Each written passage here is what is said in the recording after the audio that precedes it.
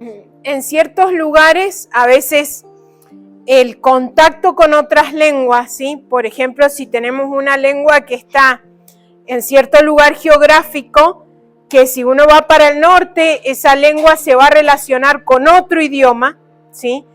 Y si va para el sur, se va a relacionar con otro idioma, ¿sí? Vamos a tener estos lugares fronterizos, ¿sí? Que tienen una versión media mezclada de su idioma, ¿sí?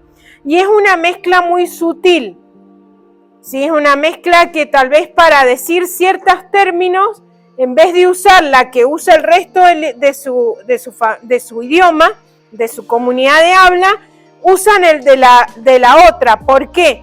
Porque ellos tienen que ir a la escuela en el otro lugar.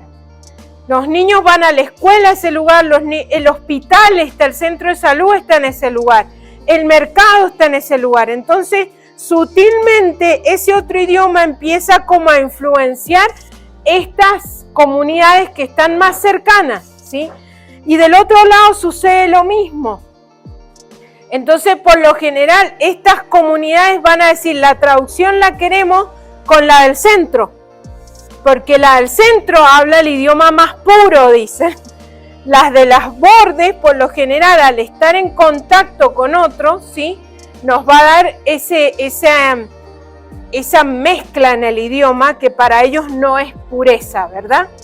Entonces tenemos que tener mucho en cuidado de si hay variaciones en el idioma, bueno, ¿cuál va a ser la variación que se va a elegir para el desarrollo de idioma? Y eso lo podemos determinar a través de la evaluación y especialmente con metodologías participativas, son muy buenas para eso, ¿sí? Nosotros en el equipo de Papúa creamos varias de estas que ustedes van a ver en el Survey Wiki, las creamos en Papúa y creamos, por ejemplo, una que se llama las conexiones, ¿sí?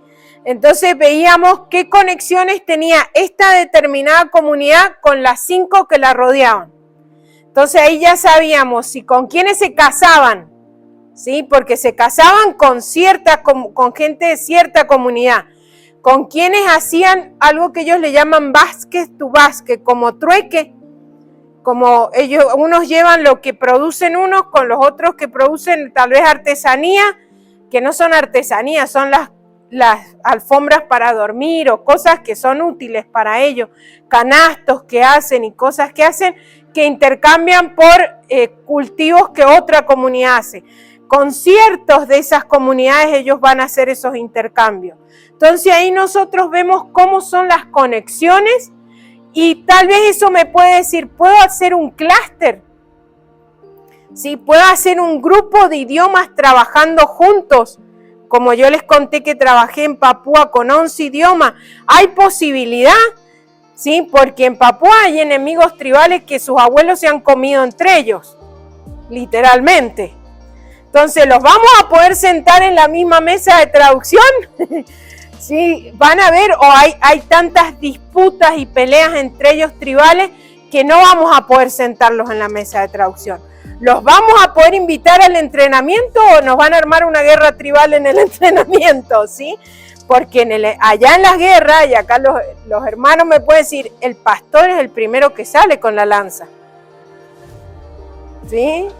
El primero ataviado para la guerra y con la lanza es el pastor, así que tenemos que tener mucho cuidado de cómo son estas conexiones, cómo trabajan ellos juntos o no, ¿sí? Y saber lo social de toda esta complejidad, ¿sí? Bien, para evaluar la vitalidad del idioma ya dijimos, evaluar el multilingüismo, la competencia bilingüe de la comunidad con el idioma de conocimiento, de comunicación más amplia, investigar el uso del lenguaje, todo esto ya es un poco repetitivo. Entonces, ¿qué mide una investigación sobre el idioma? Medio como resumen. ¿Qué tipo de cosas podría medir para cumplir los objetivos enumerados anteriormente? Medimos actitudes lingüísticas, medimos comprensión de los dialectos relacionados, la relación lingüística, la vitalidad del idioma, los dominios de uso del idioma, la competencia bilingüe, los nombres de las lenguas, autonómicos y exónimos. Recién le estaba explicando a Ada que ella creció cerca de una comunidad que se llamó siempre Amuella, pero el nombre Amuella era exónimos, era como los quechuas los insultaban a ellos y de alguna forma todos los reconocieron como Amuella, pero era un insulto para ellos, ¿sí? Y ellos ahora su autonomía, no sé por qué esa palabra es tan complicada, autonómicos, como ellos se autodenominan, es Yanesya, ¿sí? La nación Yanesya del Perú antes se llamaba Amuella, pero Amuella era un nombre que le habían puesto los quechuas, ¿sí? Entonces necesitamos primero que nada reconocer cómo ellos se autodenominan, porque a veces como el etnólogo los tiene registrado o como el gobierno los tiene registrado, es un nombre ofensivo para ellos. Entonces, primero necesitamos, por sobre todo, saber cómo denominarlos de la forma de que nosotros no estemos como ofendiéndolos. Identidad etnolingüística, percepciones del dialecto, historia y pautas de migración, contacto lingüístico y más, ¿sí? Por eso la sociolingüística teórica es muy importante porque nos va a dar todos estos conceptos de qué significa cada una de estas cosas. Pero es mucho lo que tiene que ver y que me va a determinar realmente si esa comunidad está preparada para este proceso de desarrollo, ya sea porque venga alguien a hacerlo o porque la comunidad se levante a trabajar en el desarrollo de su propio idioma. Pero necesitamos determinar todo esto, ¿sí? Algunas definiciones. Evaluación de idioma, el proceso de monitorear y estudiar regularmente el uso de un idioma, ¿sí? O sea, acá donde está el cambio, ¿sí? No es solo ir a ver y sacar la primera foto de la ecología del idioma, como se hacía históricamente, sino que ahora vamos a monitorear y estudiar regularmente, ¿sí?, el uso del idioma. Entonces el proyecto tendría que tener etapas claves, ¿sí?, donde yo necesito hacer una evaluación de idioma. Esas etapas claves pueden ser el inicio del proyecto, pueden ser la publicación del primer libro, ¿sí? Publicamos Ruth o publicamos Jonás, ¿sí? No les estoy hablando de un gran libro, estoy hablando de algo simple, pero yo quiero saber la recepción, cómo fue, ¿sí? La publicación de la determinación ya de una ortografía nos puede ayudar a una evaluación, ¿sí? Si hay un cambio, de repente esta gente que no tenía acceso, ahí ponen una torre de celular y ahora tienen acceso a telefonía móvil, ¿sí? Puede ser que después de unos años yo pueda hacer una evaluación para ver qué impacto sociolingüístico trajo el que eso llegara. Hacen la carretera panamericana que pase por afuera de la comunidad cuando la comunidad antes era aislada. Bueno, al año, 2 años que esté la carretera, yo puedo hacer una evaluación para ver qué impacto tuvo esto en la ecología del idioma, ¿sí? Entonces vamos haciendo estas evaluaciones, ¿sí?, de tiempo en tiempo para saber si la gente está usando el idioma, si yo tengo que cambiar algo, si podemos hacer algo, ¿sí?, que nos ayude. Tal vez podemos invitar a alguien que nos haga un seminario de uso de escritura, alguien que lo invitamos a Cris que nos dé lo de sanidad para las heridas del trauma, porque ha habido tanta violencia en la comunidad. Entonces vamos a traer eso para que nos ayude a que ellos vean cómo la palabra de Dios es relevante para las crisis que la comunidad puede estar viviendo. Entonces vemos cómo nosotros podemos buscar estrategias que nos ayuden a fortalecer el uso del idioma, porque la evaluación nos ha alargado como resultado que hay una dificultad en el uso. Pero no esperar a que terminemos el Nuevo Testamento y que nadie quiera usarlo. O no esperar que ya las cosas no sean ¿sí? Que ya pasaron 3 generaciones y nadie usa el idioma, ¿sí? Necesitamos estar atentos a esa evaluación constante, regular, monitorear la ecología del idioma y los cambios y cómo nosotros podemos ir acompañando esos cambios en la comunidad. Porque de alguna forma, como les digo, la gente se levanta y lo que piensa es en qué voy a comer hoy día, en qué le voy a dar, cómo le voy a dar de comer a mis hijos. Entonces, tal vez nosotros vemos que sí, ellos usan el idioma en la iglesia, usan el idioma en la casa, pero necesitan apoyo en la transferencia al español porque necesitan conseguir trabajo, ¿sí? Y si nosotros podemos lograr que la gente se dé cuenta que ellos pueden mantener el uso de su idioma en ciertos ámbitos de uso, como es la casa, como es la iglesia, como es la comunidad, y en otros ámbitos, como es afuera de la comunidad, el trabajo, la educación, el idioma mayoritario, eso se llama una diglosia. Ese es un concepto sociolingüístico que se llama diglosia.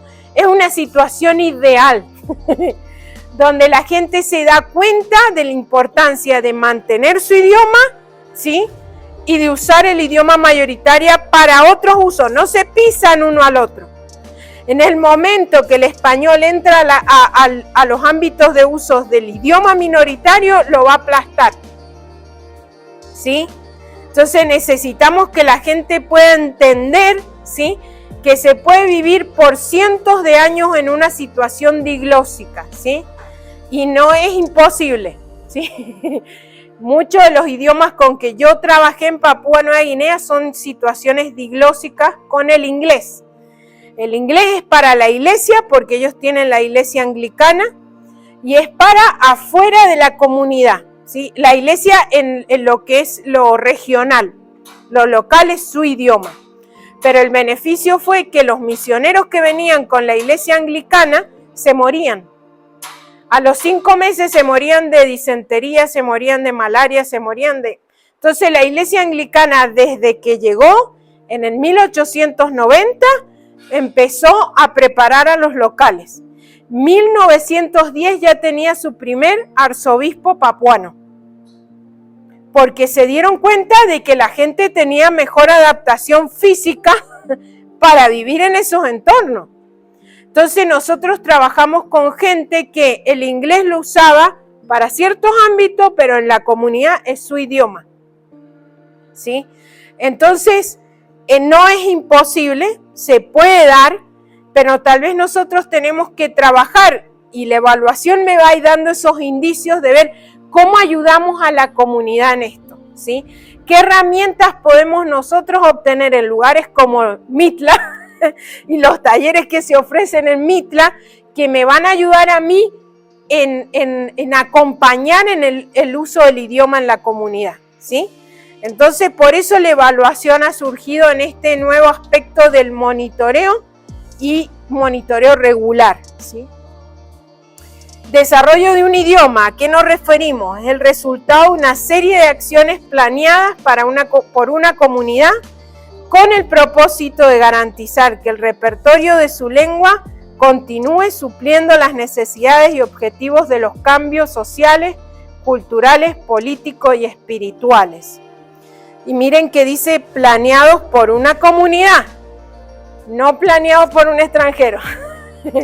¿Sí? Y el desarrollo de idioma abarca desde la creación del alfabeto, la creación del diccionario, la redacción de la gramática, ¿sí? Y todo lo que tiene que ver con el desarrollo de ese idioma para que pueda tener un cuerpo, ya sea de material oral o de material escrito, porque la comunidad puede elegir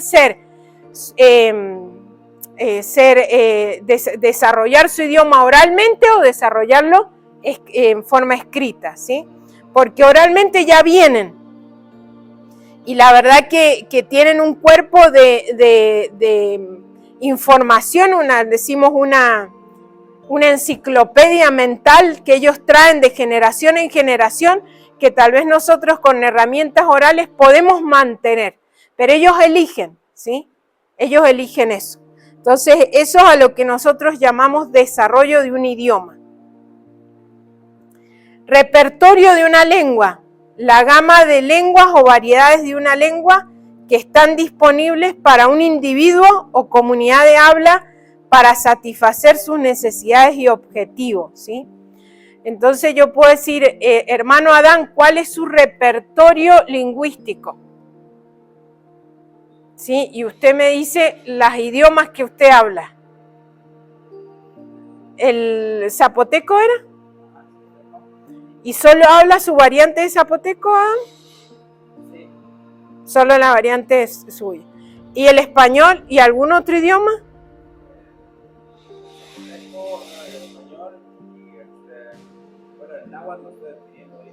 Ah. Sí. Tengo mi nena, mi mamá le habla del náhuatl, yo le hablo del zapoteco, el español lo está pidiendo porque entre nosotros dos hablamos y entonces puede decir más materno porque ella entiende completamente los dos idiomas, pero recuerda el español. Ajá. Hasta que tenga seguridad y tal vez después responde el náhuatl a la madre y uno cree que los está mareando, pero el niño tiene esa capacidad de adquisición, entonces no hay que preocuparse todavía.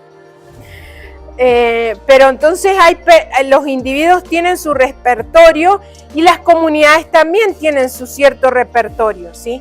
Y yo tengo que llegar y tratar de entender esa complejidad de lo que es el repertorio lingüístico de una comunidad, ¿sí? Bien. Asociados o asociación, ¿sí? Relación en la que las partes se comprometen a compartir recursos complementarios para alcanzar objetivos mutuamente acordados, trabajando juntos en cada etapa de la planificación, ejecución y evaluación. Este es un tema muy importante porque hoy trabajamos muchos con socios, ¿sí? Socios o asociados, y ese puede ser el gobierno, puede ser la misma comunidad, puede ser la iglesia que trabaja en esa comunidad, puede ser una organización paraeclesiástica como es SIL, ¿sí? Pueden haber muchos asociados, ¿sí? Hoy tal vez un asociado importante puede ser SIG Company, ¿sí? Que es una organización que financia proyectos de desarrollo lingüístico. Entonces es muy importante conocer quiénes son estos socios claves que yo necesito para trabajar, ¿sí? Y cuando hacemos una evaluación también necesitamos tener conocimiento de qué socios están trabajando en esa región. Lo van a ver mucho en el libro a este tema. Dialecto, una variación regional o socialmente distinguida de un idioma, ¿sí? Ya casi no usamos la palabra dialecto en español porque tiene una connotación muy despectiva. Si ustedes ven y hablan con gente que no tiene conocimiento lingüístico, dice, sí, en la Mixteca se hablan muchos dialectos. O allá en Perú se hablan muchos dialectos del quechua. No, quechua es una familia lingüística que tiene muchos idiomas, ¿sí? Sí. Entonces, es un mal uso del concepto dialecto. Perdón. Entonces, lo que nosotros queremos usar ahora es la palabra variante, ¿sí? Porque la palabra variante me va a dar un poquito más es más clara, ¿sí? Es más explícita de lo que yo me estoy refiriendo. Las variantes del idioma. Si yo hablo una variante del español, que es el español de la zona rural de Mendoza, en Argentina, ¿sí? Y ustedes pueden hablar una variante del español de Mitla o de Oaxaca o de Puebla, ¿sí? Variantes, hablamos variantes de un idioma, ¿sí? Entonces, hablamos de dialecto porque están los libros, pero queremos ir cambiando a esto de variación, y era lo que decía Ada, que ella estudió variación lingüística. Antes se conocía como dialectología, ¿sí? Las diferentes dialectos que puede haber en una región, pero ya hasta en lo académico se está cambiando, ¿sí? Esto quiero ayudarlos porque este año tuvimos un alumno en Silta que se enojó mucho, porque dice, ¿por qué no se ponen de acuerdo con las terminologías? La sociolingüística es una ciencia muy joven. Ha nacido a partir de los años 70 y ni siquiera se tiene establecido como cuándo nació, ¿sí? Entonces, como que fue desarrollándose a medida que los lingüistas fueron entendiendo que no solo la lingüística me aportaba información sobre una comunidad, sino que la parte social tenía un peso muy importante. Y ahí empieza a surgir. Pero hay tantos autores que han querido escribir que cada uno usa su terminología, ¿sí? Porque no hay nada que diga, este es un manual de sociolingüística y así es como vamos a llamar a cada cosa. No, cada uno ha ido eligiendo la terminología que ha querido. Se desarrolló principalmente en inglés y en francés. Y de ahí se ha ido ahora traduciendo al español y el traductor eligió qué terminología darle en español. Entonces, mil disculpas, pero eso es lo que nos vamos a encontrar en la sociolingüística. Mucha terminología que muchas veces son sinónimos unos de otros o diferentes formas de llamar o cosas que antes se habían usado y que hoy ya no se usan, como yo les expliqué con el término bilingüismo y multilingüismo. Hace poco alguien me dijo, no hay multilingüismo en México. Claro, porque pensaba el hecho de una comunidad que hable más de 3, 4, 5 idiomas. No, pero hoy el concepto de multilingüismo es aplicado al que habla más de un idioma. ¿Por qué? Porque ya no se usa el concepto de bilingüismo, ¿sí? Entonces va cambiando incluso. Lo que hace unos años se denominaba con una palabra, hoy le están denominando con otra terminología, perdón. La sociolingüística, el estudio de cómo se utilizan los idiomas en diferentes situaciones sociales y cómo los factores sociales y culturales afectan a la interacción lingüística, ¿sí? Hablamos recién un poquito de eso. La evaluación de idioma o sociolingüística, actividad de realizar una investigación secundaria e investigación primaria, recolección de datos, análisis e informes para la evaluación de un idioma. Esta evaluación puede hacer referencia a un viaje de recolección de datos. Cuando hablamos de una investigación secundaria, nos referimos a todo lo que vamos a hacer fuera de la comunidad. Biblioteca, internet, entrevistas en el gobierno, visitas a entidades. Todo lo que hagamos fuera de la comunidad es secundario. Todo lo que hagamos dentro de la comunidad va a ser investigación primaria, ¿sí? Entonces, cuando empecemos esta tarde la propuesta, vamos a empezar nuestra investigación secundaria, ¿sí? Del análisis del idioma que queremos enfocarnos, ¿sí? Entonces, todo lo que hacemos fuera de la comunidad es secundario, todo lo que vamos a planificar hacer dentro de la comunidad, la observación, los cuestionarios de uso, las entrevistas dentro de la comunidad, los métodos de participación comunitario, eso va a ser primario. Pero todo lo que tiene que ver con entrevistas a gente del gobierno, lo que tiene que ver con la biblioteca, hoy con el internet, va a ser secundario, ¿sí? Entonces, antes de ir, hacemos la parte secundaria. Si se determina que tenemos que ir, es la parte primaria, ¿sí? Comunidad de habla es el hipotético grupo de personas que no necesariamente comparten la misma lengua materna, pero que sí comparten reglas normativas de comportamiento social en lo que respecta al uso de diferentes formas de habla entre sí. Esto puede incluir comunidades multilingües, comunidades con diglosia y comunidades monolingües. Las personas son miembros de muchas comunidades lingüísticas al mismo tiempo y una comunidad lingüística puede incluir varios idiomas diferentes. El término incluye formas de lenguaje que no se hablan con la literatura y también comunidades que no usan el habla como la de los sordos. Bien complejo. han querido abarcar completamente todas las situaciones que podrían existir, como una muy compleja, que puede ser una comunidad que yo les diría en el pueblo Wedao en Papúa Nueva Guinea. Los Wedao hablan Wedao porque es su lengua materna, hablan Wedao también porque es el idioma religioso, como era el latín para la Iglesia Católica, el Wedao es el idioma religioso para la Iglesia Anglicana en Papúa Nueva Guinea. Así que todo el que quiere cantar himnos y conocer la liturgia de la Iglesia Anglicana la tiene que hacer en Wedao. Pero el Wedao también habla el Yirimoto.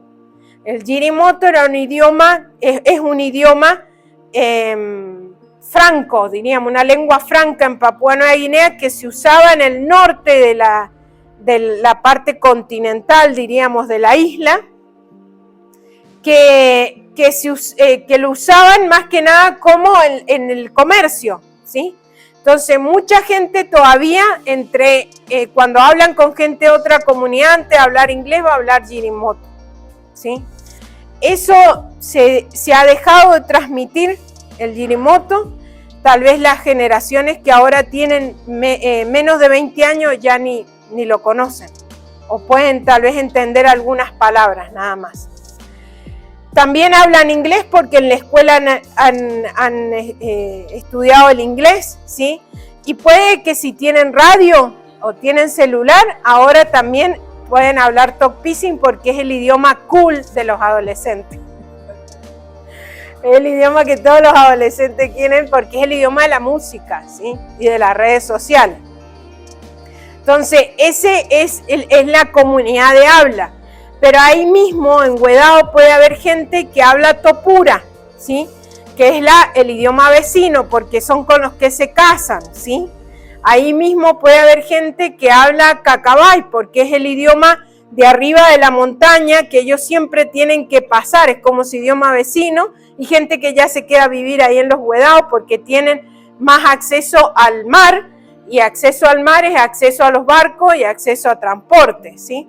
Entonces podemos ver de que hay mucha complejidad en una comunidad y eso es la comunidad de habla. No solo los que hablan el mismo idioma, sino todo el repertorio que puede haber que los diferentes individuos comparten en una comunidad. Entonces es un concepto un poco más complejo, ¿sí? Incluso la lengua de señas que se habla en ese lugar. Que la lengua de señas que tengan los sordos que hablan en ese lugar, ¿sí? Eso entra también en un repertorio, como repertorio lingüístico en una comunidad de habla. Entonces yo primero en mi investigación secundaria tengo que tratar de entender esta complejidad cuando yo voy a ir a hacer una evaluación, ¿sí? Todo lo que está pasando allá adentro. Por ejemplo, no sé si acá no, creo que acá no, perdón. Pero en ciertos lugares, en ciertos países existe todavía la estación misionera, ¿sí?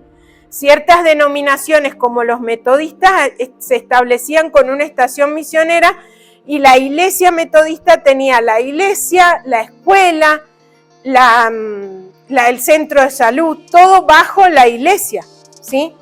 Pero ¿qué traían? Enfermeros de otros idiomas, que hablaban otros idiomas, maestros que hablaban otros idiomas, todo eso hacia la comunidad de habla, ¿sí? Entonces yo tengo que saber, estas personas que viven en el lugar, ¿sí? Por ejemplo, quiero traer algo más a la realidad de México, si hubiera una gran empresa, ¿sí? Una petrolera, o si hubiera una empresa, una mina, ¿sí? Que trae trabajadores de otros lugares y que estos trabajadores, ¿dónde pernotan? ¿Dónde duermen? ¿Dónde compran? ¿Sí? Y en la comunidad donde yo estoy trabajando, ¿sí? Ellos también hacen a la comunidad de habla, porque ellos están trayendo sus idiomas, ¿sí? A la situación de contacto en mi comunidad de habla. ¿Me entienden eso? ¿Hay algo similar acá en México? Un ejemplo que ustedes me pueden dar de algo así, que ustedes ven que hay hablantes de otros idiomas que por situación de trabajo ellos vienen y están en una comunidad de habla determinada. Sí, o pongan que la gente que se va a Baja California por lo del tomate, las plantaciones de tomate, y que decían quedarse allá. ¿Sí? Sí, que son comunidades que se forman, pero bueno, hay que ver todas las diferentes contactos que hay y los idiomas que ellos están usando. Y tal vez hoy no lo vemos, pero ¿qué va a pasar con los hijos de esas mujeres? ¿Qué van a hablar? ¿Sí? Y tal vez vamos a empezar a ver calcos, préstamos y todas estas interacciones que pueden suceder en el contacto de dos idiomas, ¿sí? Entonces las mujeres son las que les están cantando al niño desde que está en la panza o están hablando, y qué variante le están hablando, en la que ellas se sienten relajadas, es su variante, pero el niño va a crecer hablando la otra variante, pero seguramente esa variante que va a hablar ese niño va a traer cambios. Y si no es una sola mujer, estamos hablando de muchas mujeres más, ¿sí? Entonces tenemos que entender cómo se conforma esa comunidad de habla a la que nosotros vamos a ir a servir, o la que queremos investigar o queremos evaluar, porque nosotros tenemos un rol, ¿sí? Que es tratar de determinar cómo esas personas van a recibir el mensaje que nosotros tenemos que entregar. Entonces nos interesa cada uno de ellos, nos interesa cada persona y cómo esa persona, cuál es el idioma que esa persona está aportando a esta comunidad de habla, ¿sí? Sí,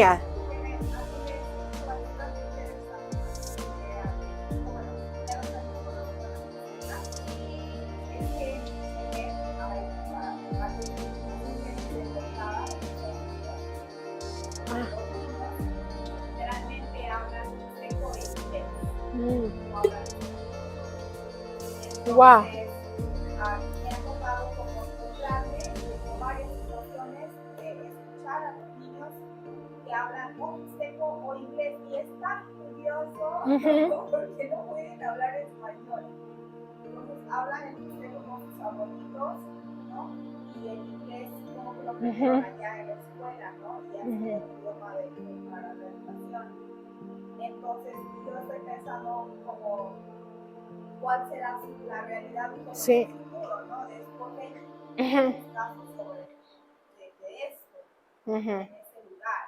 Entonces, Claro, habría que ver, como niños pueden tener esta aproximación hasta mejor, porque el español no está ahí para interferir, pero ya cuando ellos necesiten trabajar o acceder a educación de nivel superior, ¿qué van a hacer?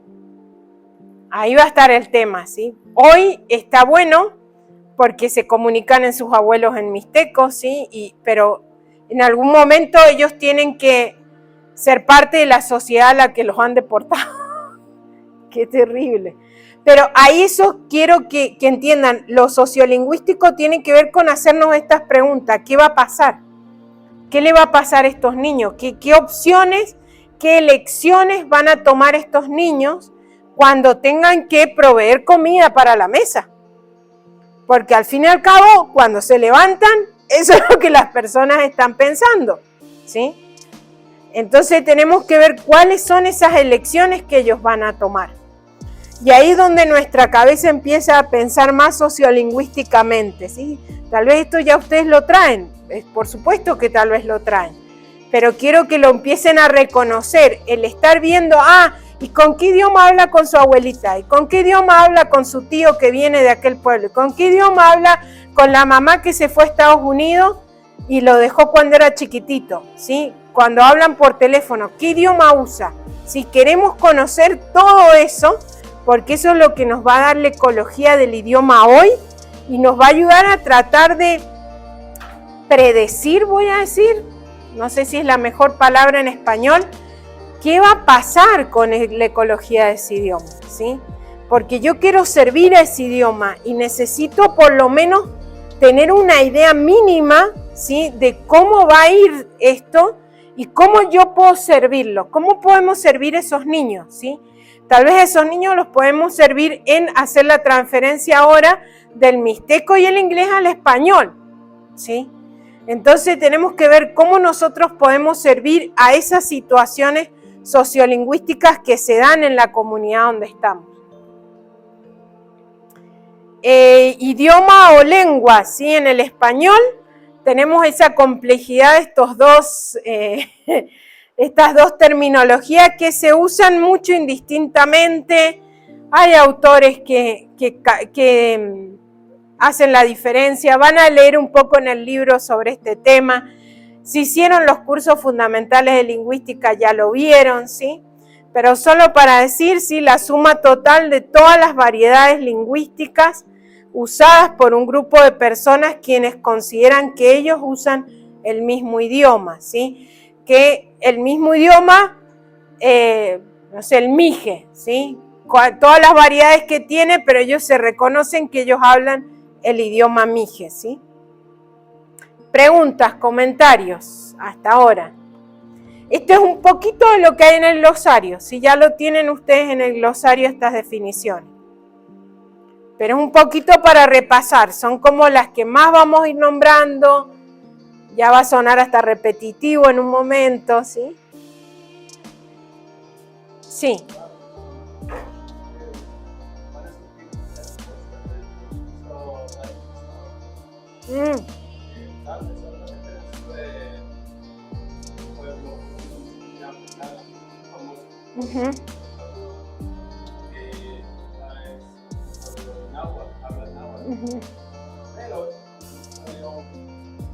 Pero voy enterando que ya anteriormente, años atrás,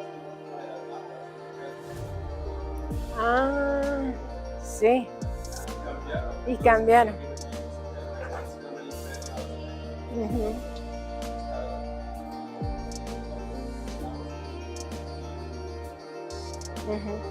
Ahora el desafío es, ¿cambiaron totalmente al náhuatl o criollizaron su totonaco?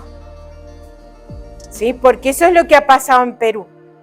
En Perú tenemos las lenguas quechuas que por lo general se hablan en la cordillera de los Andes. Pero de repente hoy en el siglo XXI tenemos lenguas quechuas en la selva amazónica. Tenemos el quechua del Napo, tenemos el quechua del río Pastaza, tenemos el quechua de San Martín, son lenguas amazónicas, aislantes, no son aglutinantes como las lenguas quechuas de la sierra. Pero históricas, si vamos a la historia, Javier, vemos que los asentamientos jesuitas lo que tenían como idea no era castellanizar, era quechuizar. Y traían hablantes quechuas de la sierra para que hicieran de intérpretes con la gente ahí. Y hoy tenemos muchos idiomas muertos de la Amazonía, de lo que es Loreto, con la frontera con Brasil, Colombia y Ecuador. Idiomas muertos que ya no hay hablantes de esos idiomas, que en los últimos 50, 60 años no ha habido hablantes, pero que hoy esta gente habla quechua. Quichua le dicen ellos. Más complejo, nacieron ecuatorianos y ahora son peruanos. Por la guerra del Pacífico. ¿Sí?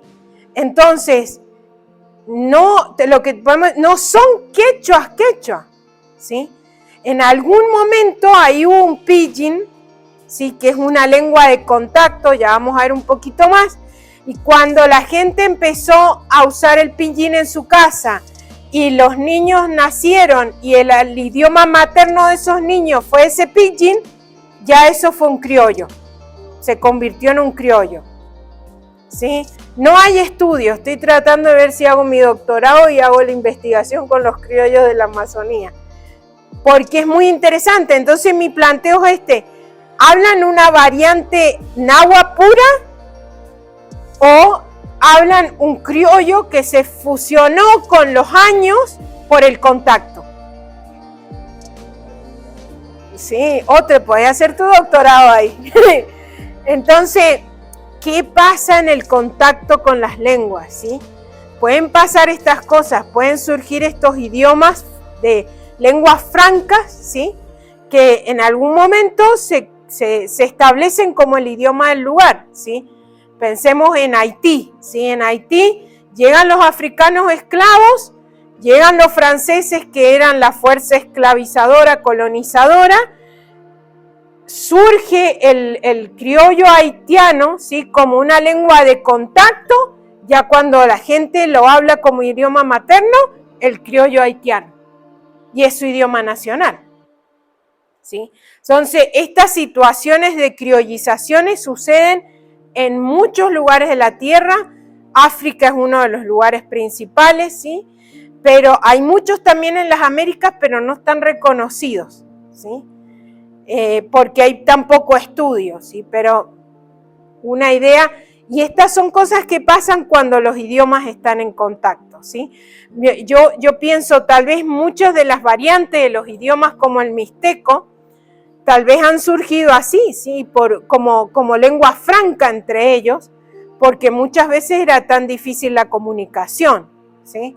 Entonces vamos a ver un poquito más adelante de lo que puede suceder, pero los animo, si les interesa estudiar sobre criollos y pidgin, a leer, porque hay mucho escrito sobre eso, ¿sí?